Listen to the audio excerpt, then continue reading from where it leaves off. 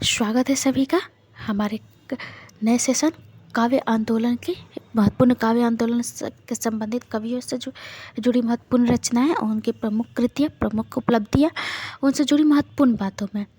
तो आज के जो कवि हैं वे भारतेंदु युग के दूसरे कवि बद्रीनारायण चौधरी प्रेमघन हैं।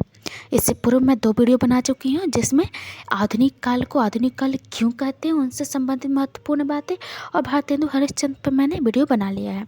आगे मैं आज प्रेमघन जी का जिक्र करने वाली हूँ। इनका मूल नाम बद्रीनारायण चौधरी था, प्रेमघन इनका उपनाम था। ये इनका जन्म जो है यह उत्तर प्रदेश के जिला मिर्ज़ापुर में हुआ था। 1855 में इनका जन्म हुआ था। 1855 से 1923 तक इनका जीवन काल रहा था। बहुत लंबे समय तक ये इन्होंने काव्य सर्जना की थी। ऐसा माना जाता है कि विशेष अवसरों पर ही कविता लिखा करते थे। जैसे दादा भाई नौरोजी के विदेश में कार्य यानी काला कहे जाने पे, दादा भाई नौरोजी के पार्लियामेंट मेंबर होने पे, महारानी विक्टोरिया के हीरक जुबली आदि पे ये महत्वपूर्ण अवसरों पे कविताएं करना पसंद करते थे। इनकी जो सभी रचनाएं हैं उसका एक जगह संकलन जो है वो प्रेमघन सर्वस्व के नाम से किया गया है। ये उर्दू में अब्र नाम से रचनाएं रचते थे। इनकी रचनाओं में मुख्यतः यतिभंग मिलता है।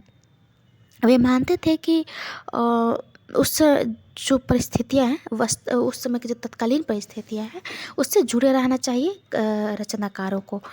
इसलिए ये लिखते हैं कि तदयुगीन परिस्थितियों का पूरा ख्याल रखना चाहिए हर एक कवि को। तदयुगीन अर्थात उस समय की जो वर्तमान परिस्थितियाँ, जैसे कि वे जब भी कुछ होता था, जैसे कि इनका राजनीति में काफ़ी ज़्यादा राजनीति को इनका रुझान था, तो जब भी राजनीति में कुछ नया होता था तो उस पर कविताएं लिख दिया करते थे। इनकी जो महत्वपूर्ण रचनाएं थी जीर्ण जनपद, अरुणोदय, हार्दिक हर्षादर्श, मयंक महिमा, अलौकिक लीला, वर्षा बिंदु, ये जो उनकी महत्वपूर्ण कृतियाँ रही हैं। इन्होंने जैसे कि भारतेंदु मंडल के सभी कवियों ने किया है उसी का अनुसरण किया है। समाज के प्रति जो बदलाव है उसको ध्यान में रखकर अपनी रचनाएं रचिए। और एक बात जो और है भारतेंदु मंडल के कवियों में कि वे कवि के साथ साथ पत्रकार भी थे। उन्होंने कोई ना कोई पत्र का संपादन किया ही है। तो हम इस रूप में देखते हैं। इनकी जो महत्वपूर्ण पंक्तियाँ हैं उसमें हम अगर देखें तो पहले देखा जाता है कि इन्होंने दादा भाई नौरोजी को जो विदेश में काला कहा गया था तो उस पर उन्होंने एक क्षोभपूर्ण कविता लिखी थी। यहाँ पर उन्हें अंग्रेजों का जवाब देते हुए में कि पलटवार करते हुए जैसे कहते हैं किया था कि अचरज हो तो तुम हो सम गोरे बाजत कारे, तासु कारे कारे शब्द हूँ पर है वारे, कारे श्याम राम जलधर जल बरसन वारे, कारे लागत ताही सो कारण को प्यारे।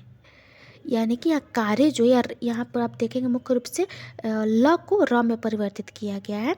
तो यहाँ कार्य ल होगा, वारे ल होगा, वाले ये जो काले वारे ये आप समझने की कोशिश कीजिएगा। आगे जो है उनके हम महत्वपूर्ण पंक्तियों का जिक्र करेंगे। इनकी महत्वपूर्ण पंक्तियों में बगियान बसंत बसेरो कियो, बसिए ते ही त्याग तपाइए ना, दीन काम को तोहल के जो बने, तीन बीच वियोग बुलाइए ना, घन प्रेम बढ़ाए के प्रेम हो, बिथा बारी वृथा बरसाइए ना, चित चैत की चांदनी चाह भरी, चर्चा चलिबे की चलाइए ना,